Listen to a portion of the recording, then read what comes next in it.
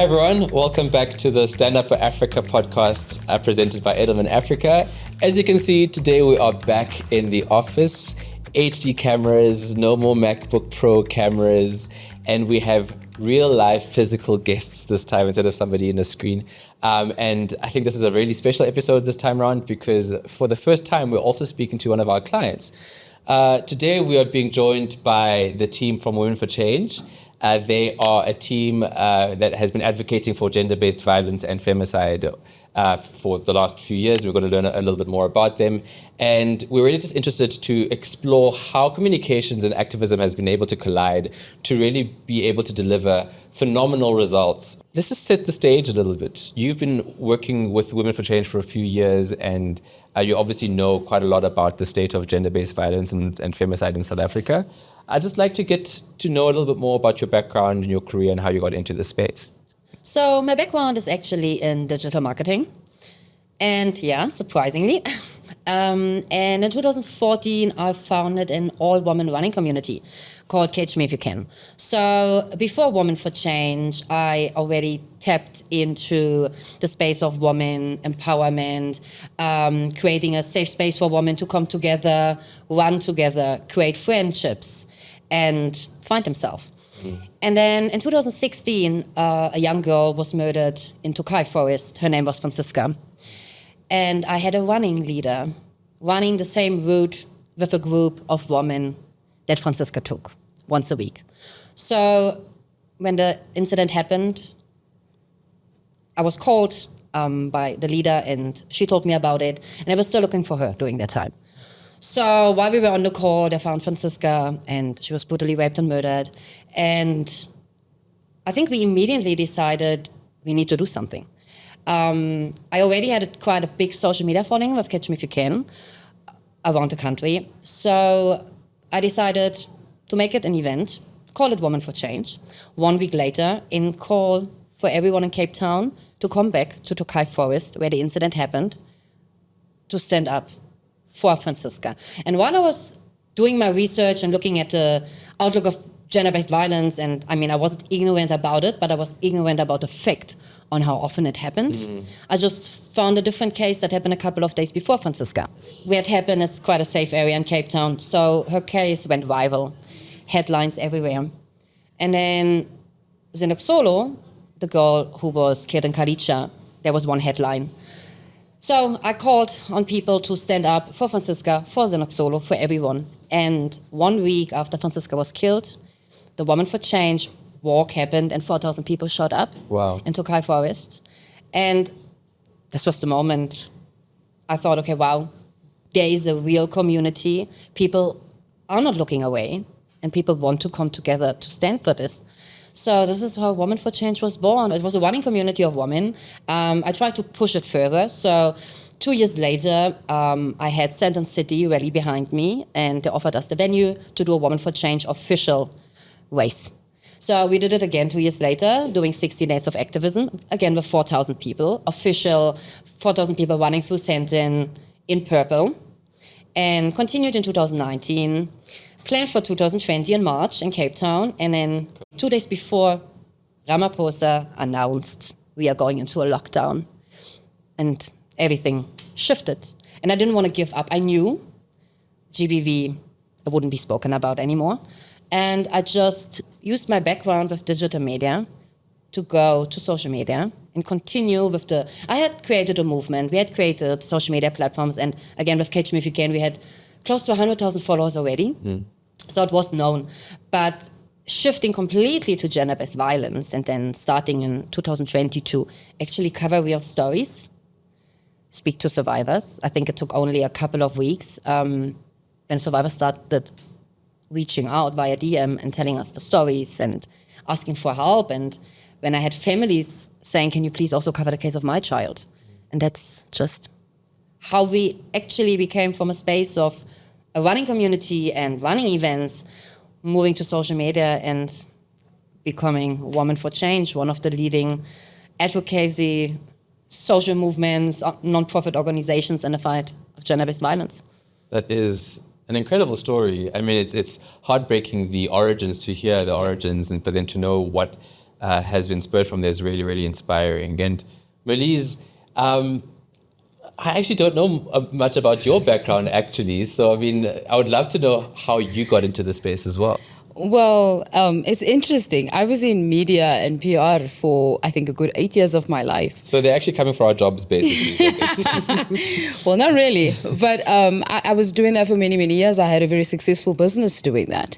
But as life would have it for most gender-based violence victims in South Africa, I was one as well. But what it spurred me on to do was educate myself on what it actually was and the psychology behind it, the human behavior that is connected to abuse and rape and murder. And that put me in a space where I was able to have more meaningful conversations. And Sabrina and I, we met at an event and just hit it off. And a couple of months later, she called me and was like, I want you to join the team. But mainly, I think it's important for me to speak directly to the women who are dealing with this.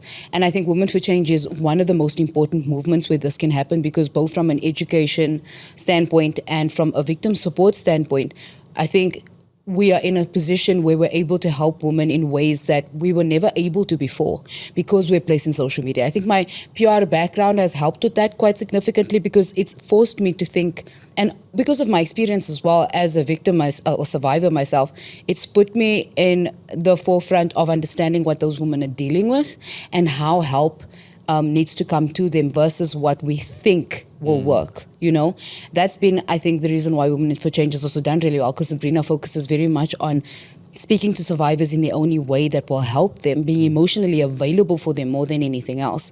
And this is why the movement continues to grow. That's also really, really inspiring. And I also think it kind of makes me wonder, you know, as someone who's a survivor and who's so locked in and knows so much about what is happening on the ground, what is the state of gender-based violence in South Africa right now? Like, how much of a problem, how much of a crisis is it? Well, it's a bigger problem, I think, than we want to recognize. The statistics say every 3 women is affected by violence at some point in her life. It's unavoidable that it's happening in almost every home across the country. We can't look away anymore, but we're continually doing that because having the violence in our faces consistently is jarring, right? Exactly. I mean, we have lots of statistics, over 5,000 women are dying a year, but in reality, that is what we're being told. From what we're experiencing in the back end of our DMs, the numbers are far higher. There are much more rape cases, which we know are not being reported every day. The statistic of, I think it's 117 women a day, is much lower than what we're actually seeing in reality. The truth of the matter is, South Africans are so used to living in survival mode that it's just like we need to continue with our day. These numbers are there, but we need to keep them out of our peripheral view so that we actually can survive the trauma that we're experiencing as a country. Sure. I mean, that is actually, that's one of the insights that actually inspired or brought about the Unburied Casket is, you know, I have fortunately not been a victim of GBV myself, but with statistics like that, there is an almost certainty that I know somebody who has. And in the media in South Africa, you're always hearing stories. There's always a hashtag this day and the next day. And for a short period, you might have, you know, some support and some noise around it. But to your point, as time has worn on, I think we've become a little desensitized, and it was really important to create something that would just shake people a little bit again, just remind them of how big of a crisis this actually is. And that's really, you know, I'm assuming sort of when you came to Edelman looking for support in terms of how to elevate this problem. So Sabrina, we started our conversation, started working together, I think it was in February or March last year. What was happening at that time that really brought you to us to help, you know, just shine a new light on GBV in South Africa? I think what we experienced as a country in 2024, at the end of 2024, with a lot of gender-based violence cases, you just said, got headlines, got hashtags. We had a case at the end of 2024 where a man killed his girlfriend and then uploaded a picture of her dead body to Facebook. And I think that was a moment where even us that see violence all the time realized, okay, it's not just the statistics are the problem. The problem are the perpetrator. How are we dealing? How are we dealing with people who feel comfortable enough to go on social media to upload someone they had just killed. And how can we uploaded a video on TikTok where someone spoke about the story and highlighted how important it is for us to not spin a narrative. And we had 2,000 comments underneath that post of men saying, it's okay. It's justified. It's justified because maybe she was cheating, maybe she was asking for money. So I was emotionally very drained. My team was drained. And I felt like I couldn't continue with just keep on telling stories and I don't know, shouting in the empty. I don't know. I didn't feel that anyone was listening. So we sat down and I said, let's get a petition up and let's look on what we can create that brings us closer to a step to hold the government actually accountable. Because we have a national strategic plan since 2020.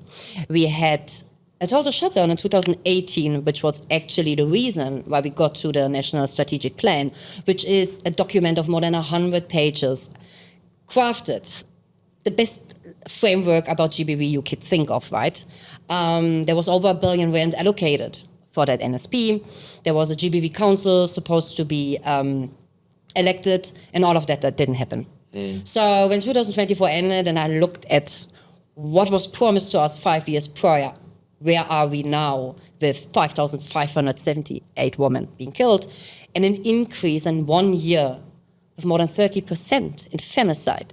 Despite having... Despite advocating for this for 5 years. And I think more than 2,000 femicide cases on social media documented. I felt we needed to change the direction. So long discussions, we sat down with quite a few stakeholders, legal, even people from government, to discuss a petition, to put down demands that, if you look at the demands, what we're asking for, no bail, education, 365 days a year, holding police officers or court officials accountable, those are things we are not asking for a lot. So those are things that are actually in place, not implemented. So I didn't want to bring a petition where we fight for years to get, new legal framework. So it's basically a petition to do the thing you said you'd do. It was a reminder on this is what you told us would happen. President Cyril Ramaphosa in 2022 told us there would be no bail for femicide cases or for rape cases or domestic violence cases anymore. He announced it. It was adapted. We don't see it happening. So I published a petition and I wanted to hand it over to President Ramaphosa. So when we published, it was exactly a year ago, the 25th of January, 2024. And I mean, we knew Women for Change, we have a power of, pushing the narrative. So I was hoping, to get a good reaction with the petition. And honestly, I'm not a big fan of petitions because it's a whole process. A lot of people launch a petition, it's never handed over. Yeah. So it just felt it was the right time to do. It felt it was the right thing to do. And it also, we needed hope. We needed to work towards something that we can actually push forward instead of just, I felt it didn't work anymore, what we are doing. So, that's why the petition. That's why those specific demands. I don't even know how and why, but I reached out to you guys because I know you brilliant in creative ideas. And I think when we met the first time, you guys already had like a brilliant idea to pitch to us, which was the Unburied Casket.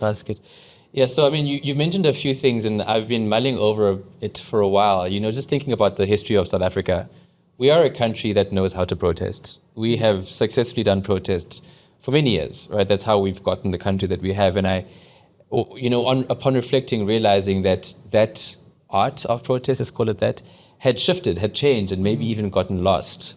And it had changed and shifted because of the ways of engagement also changing, right? So you've mentioned that you're a digital marketer and a digital media specialist. And I believe to an extent, potentially, the impact of those digital media campaigns could potentially have, reached a lot of eyeballs and faces in their hands, but it doesn't move people and move action. And then to your point, you mentioned that petitions, they can get signed but not delivered. They don't necessarily move the needle the way that they are. So there's a lot of things that had come up that I think required us to reignite this sense of protest, this very uniquely South African way of protest in a way that demands attention, but then also isn't one that incites violence, that doesn't create something that is adding to the issue that we're trying to raise. Yes. I mean, you mentioned a 33% increase in femicide year on year, the 5,500 deaths. And so just a little bit of an insight into how we formulated that idea for you guys. We realized, if people are not responding to news reports anymore, they become desensitized. We needed to create something that would immediately demand their attention. So what better than to demand people's attention than a casket? It's not something that you see very often in daily life. You see it only in moments of mourning. But then we took a step back and we also thought, okay, fine, a casket is also unfortunately just a casket. And, it means something for the victims or for the victims' families, but it's not something that is, necessarily meaningful for everybody else.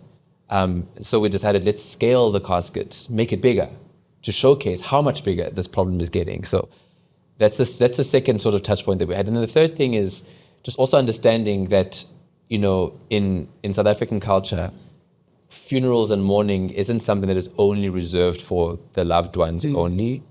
In some societies, it might only just be the family and, the friends of the family that are part of the mourning ceremonies and for the processions and things. But we know that in the townships, in communities, everybody comes together. You have got to cater for much more than just your family. We know that when you see that one family is mourning, it's actually something that is done on a community level. And so we really needed to elevate what was happening with GBV, using the casket as a vehicle, but then also using the uniquely South African approach to community mourning as something that demands attention and also gathers people behind it, and then also demands the attention of the government, because at the end of the day, they were the primary stakeholder. So that's really just a bit of background on the casket, and we adorned it with these beads because the lives of those that were lost were beautiful, and we needed to also demonstrate that beauty that's been lost in the way that this casket was presented as well. We took inspiration from Zulu beadwork, and we covered the casket in these beads, just so that it would also just elevate and become a real moment and standpoint, and also most importantly, not just a stunt, something that could travel, which is exactly what happened. What was your immediate reaction when you saw the casket being brought out of the union buildings and being carried by those pallbearers? So maybe everyone should know that I did not see the casket before it arrived at the union building. I mean, we met in February, March. We had 3 weeks to finish the casket. It was crazy. And I remember like 8 p.m. the night before the protest, we were still on the phone and you guys were, doing the last finishes, which was absolutely amazing that we actually managed to get the casket in time. Wow, what did I feel? A lot. I remember I'm standing on that stage and I heard that sound, and I wasn't sure what is going on. And when I looked and I saw the hearse coming open and the casket, whoa, I think that's when it got real. Yeah, it was real. I started crying. I think a lot of us did. I remember looking at the crowd and everyone was just standing there, and we so desensitized with violence and women being killed that I really believe the casket became the symbol of it, for people to realize this is actually horrific. We are talking about women's lives. And when it arrived and the women were carrying it, I wasn't part of them, and the casket opened. And now we see, I think, 40 images of women who have been killed. And this is really personal because I've chosen stories where I know the families, most of those cases. I was very close to the cases, and I know how much it means for the families to see their daughters being honored in a way like that. And I know how much the casket means for a lot of women in this country, I saw the reaction when we carried it for the G20 shutdown to Sea Point. It's such an overwhelming feeling when you see the casket. I don't think you can put it in words. You have to see it to feel how the energy changed. Yeah. For me, one of the most powerful moments in my life, and that we created something like that is outstanding, I think, for us. That's really special. And it was really the start of something that you just mentioned, continue to build from that moment towards the G20. So, Melise, tell us more about the journey that the casket took from there. The immediate aftermath. We know that the MOU was signed, our memorandum was signed on the day, and then very soon afterwards there was a 90-day blitz, but it didn't end there. What happened? Well, the 90-day blitz was one of those things we're used to as South Africans receiving, a promise, right? And we sat on the promise and waited for it to be fulfilled, and it never was. And I think we're used to, as South Africans, having those promises, the NSP being one of them, as Sabrina mentioned earlier. There came a point, I think, in conversation around July where Sabrina was like, you know what, nothing's actually happening. We still haven't gotten any feedback about the 90-day blitz. There was a back and forth between the ministers about the petition, but there wasn't really a concise answer, and everybody was now getting confused when we had 3 different responses that didn't make sense. There came a point where we needed to make a decision on what next, right? The casket was meaningful because we understand that funerals in South Africa are sacred. And if that was not going to get their attention enough, we needed to push harder. I think that's the important thing to recognize about social activism, is that you can push harder in a way that reaches more people without any violence. And that was the intended plan for the next steps. We've tried to engage too many times with empty promises, and it just enough became enough. I mean, that's just the statement being used all the time, but then what does that mean in action? So around July, I think it was, we really started speaking about the shutdown, and Sabrina was like, well, the G20 is coming up. I mean, we can move the casket and see what happens. And, we have these conversations in passing often. And Sabrina's one of those people who doesn't mention something and it's not going to happen. Like, she's like, I'm talking about this, I'll bring it up every now and then, but it will happen. So, I mean, the weeks before the shutdown happened and when we announced it, it was also just a top of mind sort of, we have other things to handle, but we're going to mention this because we planned it, but it wasn't even a structured almost like a plan. Manifestation. Exactly. And then our lives turned upside down. But what was important about that was how the casket became a part of every element of this the shutdown itself. I mean, the billboards that you guys created for us. I think that was so important to recognize that we can talk about statistics all day, but we're getting to a stage where almost every person is going to know someone who died by femicide. And that is crazy to even imagine, right? We need to keep reiterating that with the use of the casket and bringing it to Cape Town and having people actually interact with it. I'm not going to lie, I tried to emotionally distance myself from what was happening on the day, because watching people just come and look at it and fall apart was too much. For me, it was like, I don't want to have to remember why I'm here in the first place, because I have logistics to focus on. But for everyone else came there because everyone was mourning collectively. So many people had been through gender-based violence themselves, and they could have been the ones on inside that casket. And I think that struck such a deep chord. And every time people are around the casket, that's the same reaction that we get all of the time at the events that we've taken it to. Even at the National Dialogue. We took it to the National Dialogue to represent the women who have died in South Africa. And it got so much noise. We did exactly what it is we wanted to do, to bring our victims into the room, because we're discussing gender-based violence, but we're not talking about how we actually curb this and prevent another woman from ending up in that same casket. The thing about the victims is once they've passed away, they don't have a voice anymore. Exactly. And so by doing so, with the casket, they then have a voice in a very interesting way as well. Yes. Another thing that I wanted, just thinking about the national shutdown that happened right before the G20, we spoke about the history of women's rights movements around the world. And of course, I think it was Iceland in the 70s, very, very famous women's shutdown that happened, where all women decided not to go to work one day, and they realized, okay, fine, the value of women in society is immeasurable, and we cannot do it without them. It was a really, really important moment of solidarity that really inspired the intention around having women stay away from work, even if it's just for 15 minutes on the day. But as you said, it felt like the world turned upside down. I remember you and I were on the phone talking about how we were going to get the attention. That was Like the we best. had a PR strategy. How are we going to make this not a stunt? How are we going to get the attention of influencers and get it to scale? Yes. And we were doing some tactical things on the Friday, and by Monday, without us even having implemented anything, I was in my CEO's office saying, "Listen, this thing is about to blow, and it's become really, really big. We're going to need to be on high alert to be able to support in whichever way we can." So I would love to know what your feeling was when you realized that this national shutdown that you had planned was not just something that was being said. It was something that had taken on steam and had, just was set on fire.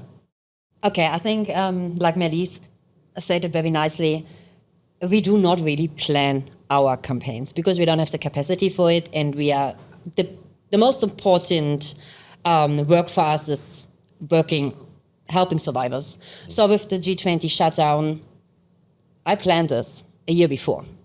The shutdown was something that I always had in my mind because since years we had people asking, please, Women for Change, do a protest. And it's very hard to do a protest, also seeing we are nationwide. So the shutdown just felt like a good idea to show society how important women are. So we launched it 3 weeks late. The plan was October, and Melise would tell me every second day, Sabrina, is the copy done? Is the artwork? And it wasn't done. And then we launched in the beginning of November. And I say to her, it's fine. If we have 3 weeks, it will be okay.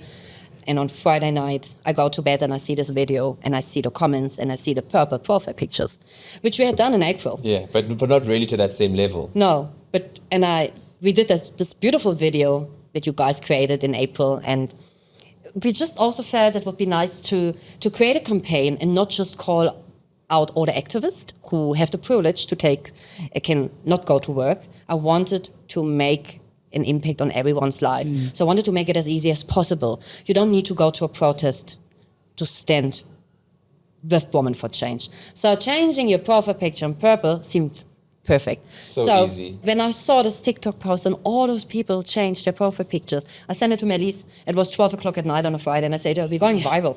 But, we are often going viral, but I think it's taking off. And then on Saturday morning, I woke up, my phone blew up.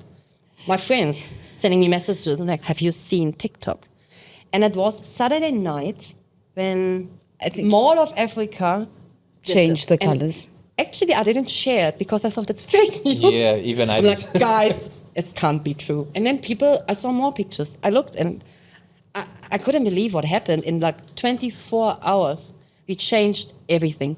We just made it visible. And from that moment, our lives turned upside down. Completely. On Monday already, I don't even know what happened. On Monday, we were already sitting in live conversations with the government at SABC to discuss the shutdown because they weren't taking it slightly. Of course they wouldn't attack you. The eyes of the world on South Africa. But this is the thing, the eyes weren't on us fully yet, like the worldwide yet. That was like, we didn't see that happening until the media inundated us all of a sudden, and we were spread so thin. There was this jump right in the beginning, right? And then Monday came and we realized it was completely viral. But I don't even think it fully resonated how viral it had actually gone. Then when Tyler changed her profile picture and all the other celebrities started doing it, I literally had a panic attack because I was like, what are we doing? You know what's so funny about that is that your first question to me was, how do we get celebrities to do this? And then it happened and you're like, oh no. Like, because it came out of left field, right? And I think it's only then that it fully dawned on us how important this was for right now. But also, we know what the impact is like for women in South Africa, but it's at that scale when you start to see, no, in reality, this is actually real. Like, I'm not sucking the stuff out of my thumb. And what was I think the most meaningful for me about that was the young girls under 20 who started sharing their stories on TikTok. On TikTok. TikTok became We were place crying for every survivors. other moment. And then I think the biggest one for me was when it reached the UK and Germany, there was actually an influencer who is extremely disabled, who did a video to support us. I lost it. I was crying and sending them voice notes because in my mind, I'm like, this person has 100 more problems than us. But he understands the importance of women not dying in South Africa because of a problem that's being ignored. And then I realized how meaningful this movement had become. But it blew up. There's no way we could have expected it. No. And for me, it was my biggest goal because, as we know, I'm not South African. And when I go back to where I come from and I debate with people, and gender-based violence is a pandemic everywhere in this world. Yeah. We know. But what's happening in South Africa, it's not just 6 times higher, and this is already sounds crazy. In South Africa, 5,500 women are killed. If we look at the global image, in entire Europe, you only had 2,300 women killed in 1 year. In We all have- of Europe. In 750 million people live in Europe. And then we have South Africa with 60 million in 1 year, and you have more than double. And I'm aware of those facts, and I'm always telling everyone, I'm like, guys, you have no idea what's going on in South Africa. And when it reached the moment where the world started speaking about it, because yes, we have a lot of problems in the world, but South Africa shouldn't be forgotten, and the women of this world as not too, obviously. I was so proud having the US, Australia, people in the UK, wherever they were, in Japan, speaking about what's happening in South Africa. I couldn't have asked for more. Yeah, and of course, you know, the amount of pressure that we applied. You mentioned that, you know, there was a lot of chatter around, is the purple profile picture even impactful? Trust me, it was impactful.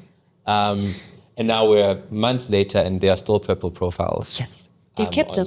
On social media, and they've kept them. They kept them. But I think what we were asking for was not just awareness, it was for actual action from the government. So just speak to me about what happened in the immediate aftermath and what we're expecting to see moving forward. I think in this moment when it got viral, we obviously got immediate reaction from the government, first time ever. Got pulled into meetings. Maybe I should also say that it went viral 2 weeks before the initial shutdown, which felt like the longest time ever because every day was pressure. It was great for the pressure, but obviously us as a team, 5 people in the background, it was a lot. So we were pulled into the government meetings. We had 2 meetings before. We were pressured The first into it a meeting little was bit. Whether pressuring us not to go ahead with the G20 shutdown for numerous reasons. And we stood our ground. We told them we are going ahead with the G20. I mean, there was nothing to do anymore. I actually told the ministers, whatever we say, people will shut down this country. You see. We didn't know what was coming. So I was invited to speak at the G20, the Tuesday, the social summit. Wanted to decline, was told not to decline. So we flew there.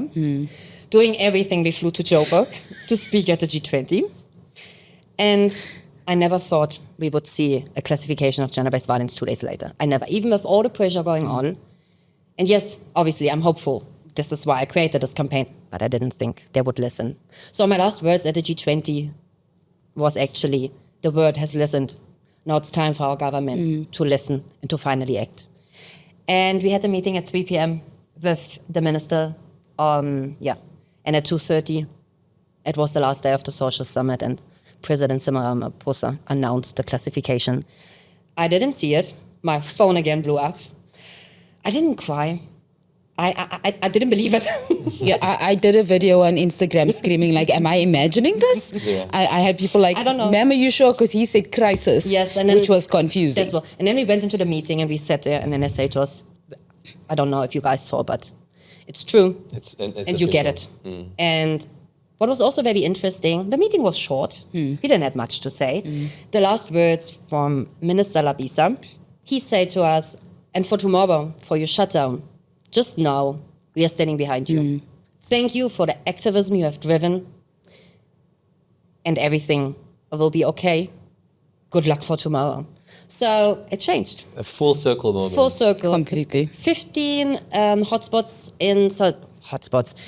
locations that we called for women to shut down in South Africa. One of them was in front of the union buildings. And I didn't apply for permits. I didn't feel like I needed to apply for permits anymore. And they opened the gates for us. They let everyone in. Even before it was like, no, you don't know. We can, if you can get to the grounds of the union buildings, we won't let you into Emma Park. And then this morning, everyone got a call, just let them in. Yeah. And it was amazing.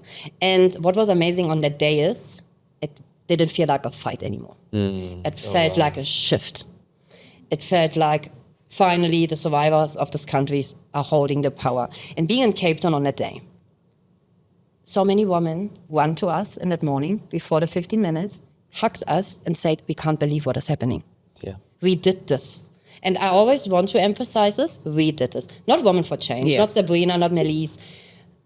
The people of this country did this with the help from people all over the world, but it was the pressure. It wasn't our government acting in favor, it was the public pressure. We would have never gotten there without the public pressure. And the women using their voices. I think it was the most powerful moment for survivors in South Africa. Yeah, absolutely. Absolutely. I remember we were also sort of following the news the day before. We were in the office the day.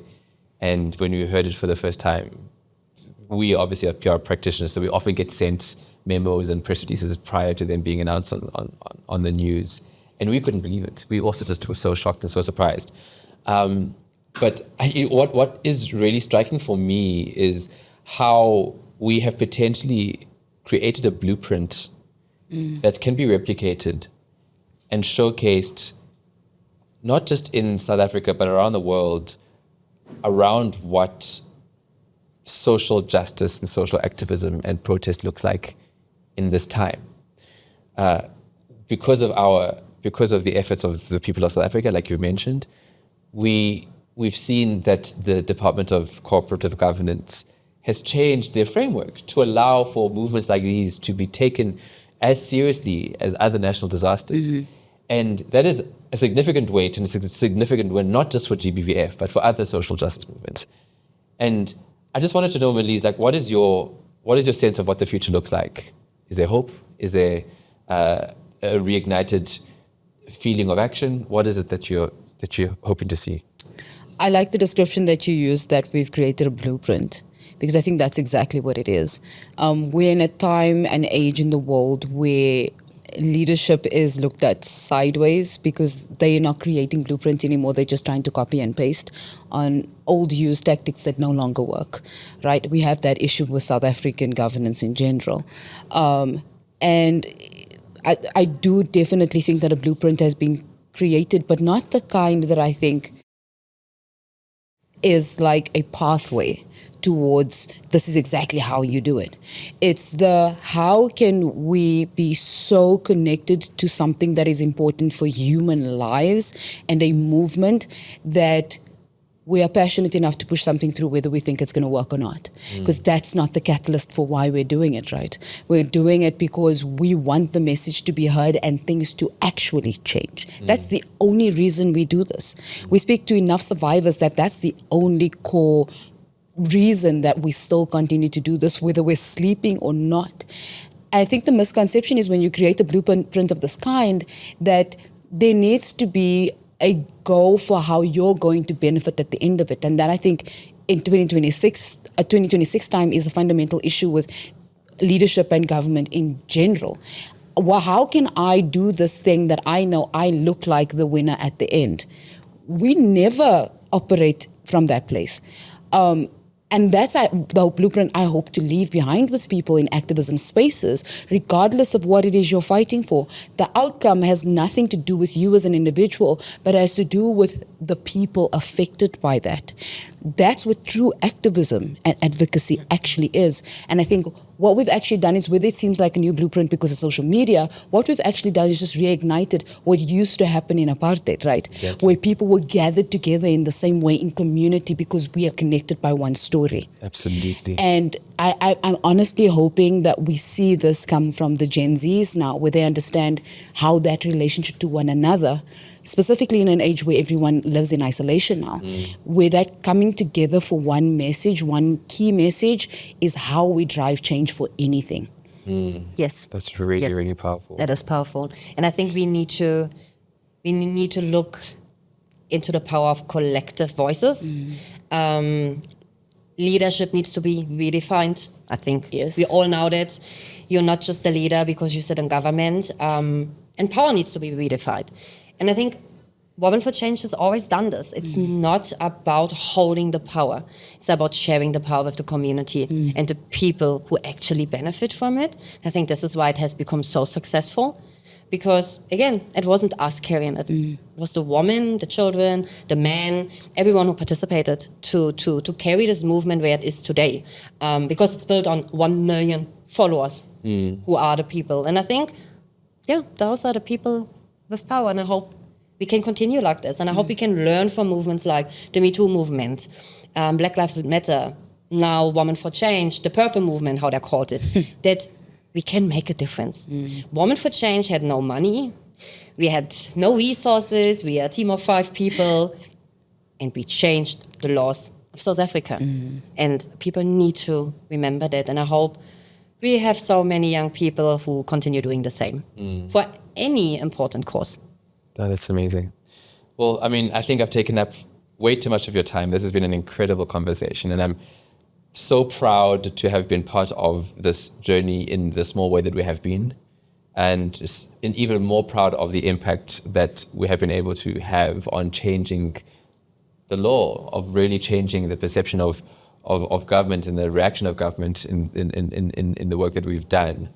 And like I've said, I mean, it's a new blueprint. It's also a reminding of who we are as a country, going back to, the sense of protest and how much has been able to change because we had the courage of our conviction to believe that we can contribute to something greater than ourselves, which I think is so, so powerful.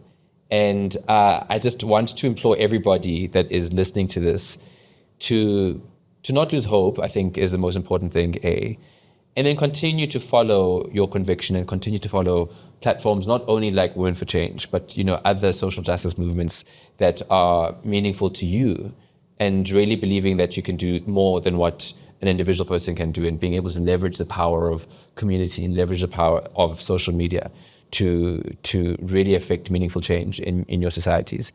This has been a fantastic episode. Once again, thank you so much for coming. You are able to follow our podcast, the Stand Up for Africa podcast presented by Edelman, on all social media platforms. Listen to us on Spotify, Apple Music, and YouTube. And of course, you could follow Edelman.Africa. You can also follow Women for Change SA, and then follow our hashtags, hashtag Edelman Africa, hashtag Unburied the Truth, hashtag Women for Change, whatever it is. And we are so excited to see you in the next episode. Bye.